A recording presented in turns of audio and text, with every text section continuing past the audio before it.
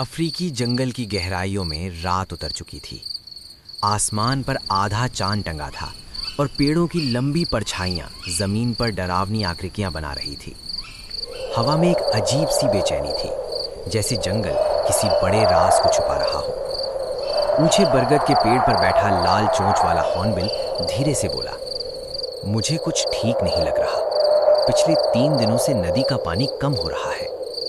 पास की डाल पर बैठा तोता फुसफुसाया, और रात में अजीब आवाजें भी आ रही हैं, जैसे कोई भारी चीज घसीट रहा हो। नीचे जमीन पर मीयरकैट्स का परिवार चौकन्ना खड़ा था। उनका नेता टीको बोला, अगर पानी खत्म हुआ तो हमारा पूरा इलाका खत्म हो जाएगा।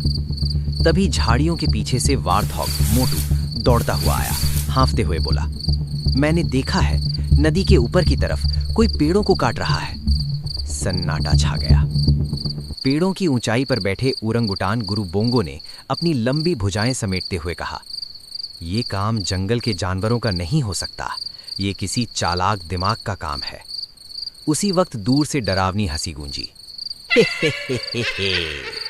छाया से निकलकर सामने आए लकड़बग्घों का गिरोह। उनका नेता क्रैक्स मुस्कुराया, तुम सब सही सोच रहे हो, क्योंकि ये काम हमारा है। मीयरकैट्स चौंक पड़े। तुम ऐसा क्यों कर रहे हो? टीको चिल्लाया। क्रैक्स ने घमंड से कहा, हमने जंगल के बाहर के इंसानों से सौदा किया है। हम उन्हें रास्ता दिखाएंगे और बदले में मिलेगा खाना, ढेर सारा खाना। तोता गुस्से से चिल्लाया, तुम पागल हो, इंसान आए तो पूरा जंगल खत्म हो जाएगा। क्रैक्स हंसा, तब तक हम राजा बन चुके होंगे। स्थिति गंभीर थी। अगर इंसान आए तो जंगल हमेशा के लिए बदल जाएगा। ओरंगुटान बोंगो ने धीमे से कहा, हमें आज रात ही नदी तक पहुंचना होगा और उन्हें रोकना होगा। तुरंत एक टीम बनी। मीयरकैट्स जमीन के नीचे सुरंग बनाकर आगे बढ़ने लगे। वार्थॉग मोटू ने रास्ते में झाड़ियां गिराकर रास्ता बंद करना शुरू किया।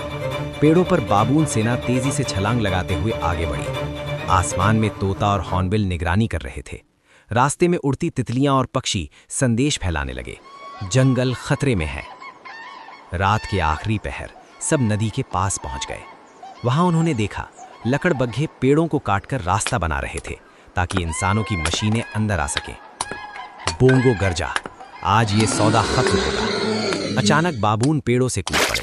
मीयरकैट्स ने जमीन के नीचे से सुरंग बनाकर लकड़बग्घों के पैरों के नीचे की मिट्टी गिरा दी। वार्थॉग मोटू पूरी रफ्तार से दौड़ा और लकड़बग्घों की मशीनें नदी में ढकेल दी। हॉर्नबिल आसमान से चिल्लाया, सूरज निकल रहा है। जैसे ही सूरज की रोशनी फैली, लकड़बग्घों को समझ आ गया, उनकी चाल नाकाम हो चुकी है। क्रैक्स थक कर बोला, हम हार गए। बोंगो शांत स्वर में बोला, जंगल कोई सौदा नहीं, एक घर है। लकड़बग्घे चुपचाप जंगल छोड़कर चले गए। उस दिन के बाद जंगल में एक नया नियम बना, कोई भी फैसला अकेले नहीं होगा, क्योंकि जंगल की असली ताकत एकता है।